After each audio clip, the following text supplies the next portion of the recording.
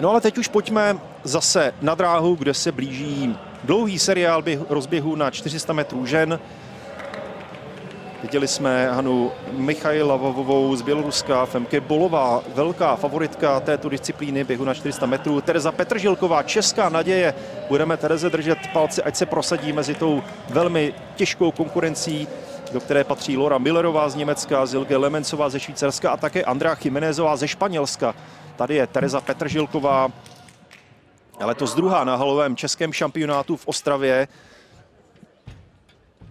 Letos si také ve Stromovce posunula svůj osobní rekord na čtvrtce na 53,33, ale hned vedle ní běží super favoritka téhle disciplíny Femke Bolová, obrovský talent nizozemské atletiky, hlavní favoritka, dívka, která má v hale neuvěřitelný osobní rekord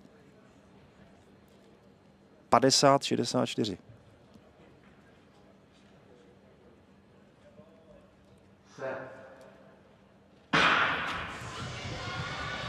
Tereza Petržilková by se neměla nechat strhnout Femke Bolovou, která určitě bude mít ambici rozhodnout tento závod už velmi brzy. Teď se na Terezu tlačí Němka Millerová a dostává se na první, druhou příčku. Důležitý bude seběh k mantinelu. Tam to vypadá, že Femke Bolová s tím modrým číslem, modrou jmenovkou, nejrychlejší běžkyně této sezony, si všechno pohlídala, hladce se běhla. Tereza Petržilková je momentálně čtvrtá, je tam společně s Běloruskou, ale je trošku zavřená, drží se za Millerovou.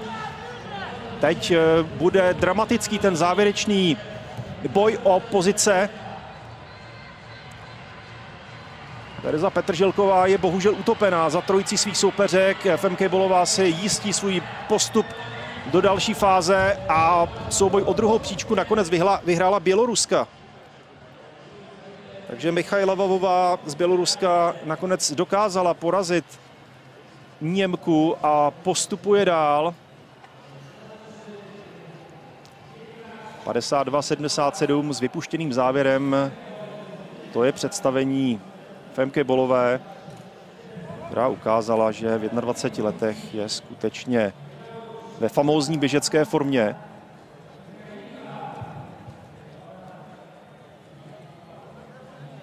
Hladce prošla tím úvodním kolem.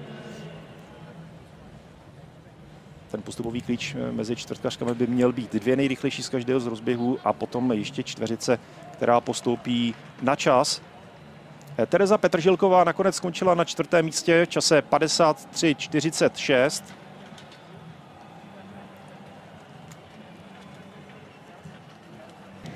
Terezo, vy jste ve druhém kole byla trochu zavřená. Jak tam jste vnímala tu situaci? Byla tam vůbec cesta dopředu? Nebyla, já jsem se snažila tam protlačit spodem, nicméně ta Němka prostě si to držela a nechtěla mě tam pustit. Přičemž ještě Femke Bol vlastně zpomalila tím, jak se dostala na čelo, tak trošku zvolnila. A všechny jsme trošku zabrzdili, takže se prostě nedalo nic dělat. Pro vás je to první individuální start na vrcholné mezinárodní akci. Tak jaká je to pro vás škola, jaké si odvážíte zkušenosti? Je to škola obrovská, já jsem zvyklá závodit jenom v českých poměrech, takže je to pro mě velká zkušenost a bohužel nebyla jsem v pozici, abych prostě se běhla první. Tím pádem jsem tím prostě trošku limitovaná. Věřím, že ten čas mohl být hrozně lepší, protože jsem fakt hodně zpomalila, ale to zkušenost. Děkuju.